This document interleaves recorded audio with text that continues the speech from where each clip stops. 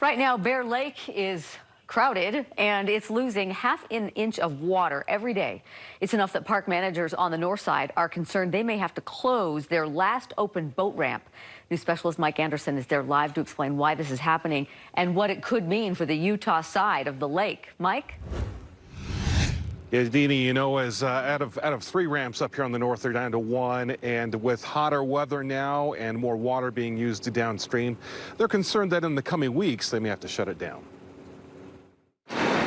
Getting boats in and out of the water? Yeah, lucky enough it was just sand. We didn't hit anything hard. Is a bit harder than usual for boaters on the Idaho side of Bear Lake. They're down to 1 ramp near the park entrance. This is the lowest it's ever been when we've been here. Corey Wright says he missed the sign and the narrow path coming back in and ended up skimming a sandbar that's now surfacing. The ramp itself is plenty deep, but once you get a little further out, it starts sloping back up. Bear Lake State Park Manager Andrew Stokes says they're carefully watching that depth that is now about 4 feet at that narrow window. It doesn't take much loss in water depth for us to start having that lake bed exposed. Stokes says more water is being lost to evaporation from this heat wave, and then there's the water being pumped out for users downstream.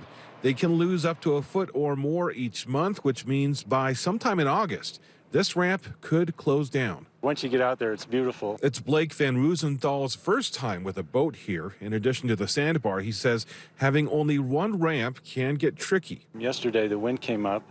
We had 14 boats that were trying to get off all at the same time, and it was a little hectic. There are currently 4 ramps open on the south side, but if this one closes, it will mean more pressure on those, especially at the marina and Rainbow Cove. But the low water isn't all bad. Makes it somewhat nice because the beach is very open. Though it's not exactly what boaters are hoping for. Gosh, it's sad because it's such a beautiful place to, for recreation.